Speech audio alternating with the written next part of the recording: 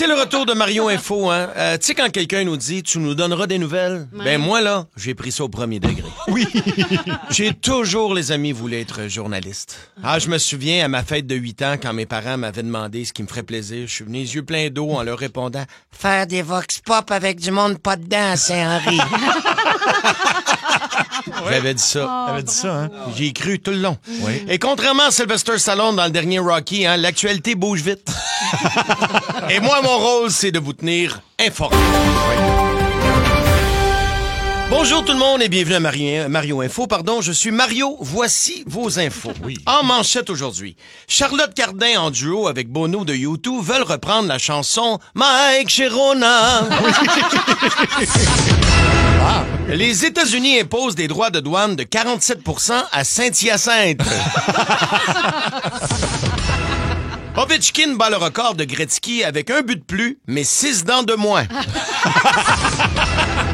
Vol dans une usine de KY. Les suspects ont réussi à se glisser entre les doigts des policiers. Le cannibale de Pont-Rouge en exil à Cuba depuis 2001 est rentré au pays question de faire sa part et de manger local. Selon Google, si vous googlez coup d'épée dans l'eau, vous allez tomber directement sur le programme du Parti vert. Et en tournée dans la vieille capitale, Mark Carney déclare qu'il adore la putain de chez Ashton.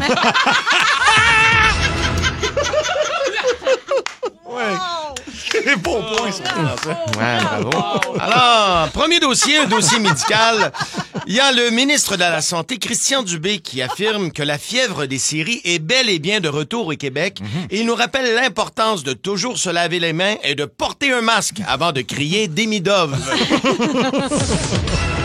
Au sport, un domaine habituellement couvert par des gens qui n'ont pas l'air d'en faire. L'hymne national américain a une fois de plus été hué, mais quand même moins que Renaud Lavoie.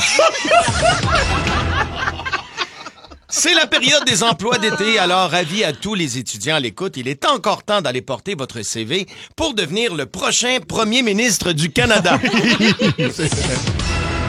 Autre mauvaise nouvelle pour les gens de Saint-Basile. Après Nordvolt et son usine de batterie, on apprend l'annulation du projet de l'usine de vibrateurs de Caroline Néron.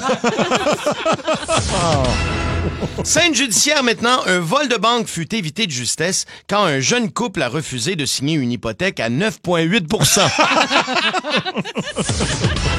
Selon Immigration Canada, plusieurs demandeurs d'asile chinois entrent illégalement au pays en passant par les nids de poules dans les rues de Montréal. Finalement, place à la mauvaise nouvelle du jour. La mauvaise nouvelle du jour, une présentation de Herpès-Orama, le royaume de Longueuil à 1 piastre. Eh bien, on a des nouvelles de Mimine, une chatte de ruelle de Limoilou qui a donné naissance à 8 bébés chatons, tous en santé, mais la maman a décidé d'en manger 2. C'était la mauvaise nouvelle du jour, présentée par Herpès-Orama, parce que ça te démange de venir nous voir. Alors, c'est déjà tout pour aujourd'hui. Après la pause, rejoignez Antoine Vézina, Martin Matt, Maxime Martin, James Heidman et Étienne Boulay pour l'émission 5 chauves dans ma cuisine. Le monde à Mario Tessier. Énergie.